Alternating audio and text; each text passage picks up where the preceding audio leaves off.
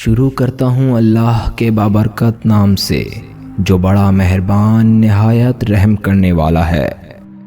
پل صراط۔ دوستو، پل صراط جہنم کے اوپر بنا ہوا ایک ایسا پل ہے جس کو آپ نے آخرت کے روز پار کر لیا تو آپ کو جنت نصیب ہو جائے گی۔ لیکن اس دنیا میں جتنے بھی لوگ ہیں ان کا یہ جاننا ضروری ہے کہ ایسے کون سے لوگ ہوں گے جو پل صراط سے آسانی سے گزر جائیں گے۔ ایسی کون سی خوبیاں انسان کے پاس ہونی چاہیے جس کی وجہ سے وہ آخرت کے دن اس خوفناک امتحان سے سرخرو ہو سکے۔ جب تک آپ اس دنیا میں زندہ ہیں آپ کا یہ جاننا ضروری ہے کہ آپ ان لوگوں میں شمار ہوتے ہیں یا نہیں جو اس سخت امتحان میں کامیاب ہو سکیں گے۔ آج کی ویڈیو میں جاننے کی کوشش کرتے ہیں کہ پل صراط کا منظر کیسا ہوگا اور کیا آپ ان خوش نصیبوں میں شامل ہوتے ہیں جو اس پل کو پار کر سکیں گے۔ دوستو، قیامت کے نزدیک جب ہر چیز ختم ہو جائے گی تو ہمیں دوبارہ زندہ کیا جائے گا۔ میدان حشر میں ایک طویل خاموشی کے بعد ہمارا حساب شروع ہوگا۔ آپ نے پوری زندگی جیسے بھی کام کیے ہوں گے، چاہے وہ اچھے ہوں یا برے، ان کے مطابق آپ کے اعمال کا وزن کیا جائے گا اور اس مرحلے کے بعد آپ کو پل صراط سے گزرنے کا حکم دیا جائے گا جس کے نیچے جہنم ہوگی اور اس کی تپش اتنی زیادہ ہوگی کہ ایک عام انسان اس کا اندازہ بھی نہیں لگا سکتا۔ دوستو، یہ پل 7 مراحل پر مشتمل ہوگا اور ان 7 مراحل میں آپ سے 7 سوال کیے جائیں گے۔ اگر آپ ان 7 سوالوں کا صحیح جواب دیں گے تو آپ کو جنت نصیب ہو جائے گی۔ اگر اس پل کی صفات کی بات کی جائیں تو یہ پل بال سے زیادہ باریک ہوگا، تلوار سے زیادہ تیز ہوگا اور بہت زیادہ تاریک اندھیرے میں ہوگا، اور اس پل کے نیچے جہنم کی گہرائی ہوگی جہاں پر بہت تیز آگ بھڑک رہی ہوگی اور یہاں سے لوگوں کے چیخنے کی آوازیں آ رہی ہوں گی۔ پل پار کرتے وقت ہر کسی کے اعمال اس کی کمر پر ہوں گے اور جن کے گناہوں کا وزن زیادہ ہوگا ان کی رفتار پل پر کم ہو جائے گی۔ دوستو، حضرت محمد صلی اللہ علیہ وسلم نے اس منظر کے بارے میں بہت اہم معلومات دی ہیں۔ اس پل کو ایسے کون خوش نصیب لوگ پار کر پائیں گے اور وہ کیسے اس پل کو پار کریں گے، اس کے بارے میں بات کرتے ہیں۔ قیامت کے روز اتنا خوفناک منظر ہوگا کہ ہر کسی کو اپنی ہی پڑی ہوگی، ہر کوئی اپنی ہی پریشانی بیان کر رہا ہوگا۔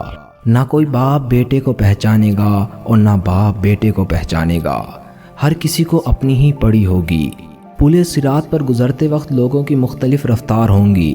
کچھ لوگ تو پلک جھپکتے ہی گزر جائیں گے جبکہ کچھ لوگ بجلی کی رفتار سے پل کو عبور کریں گے اور کچھ ہوا کی رفتار سے، جبکہ کچھ تیز گھوڑوں کی طرح، یہاں تک کہ کچھ لوگ اس رفتار سے بھی گزریں گے کہ جو کہ اونٹ کی ہوتی ہے، اور کچھ رینگتے ہوئے، جبکہ کچھ ایسے بھی ہوں گے جن کو جہنم میں ڈال دیا جائے گا۔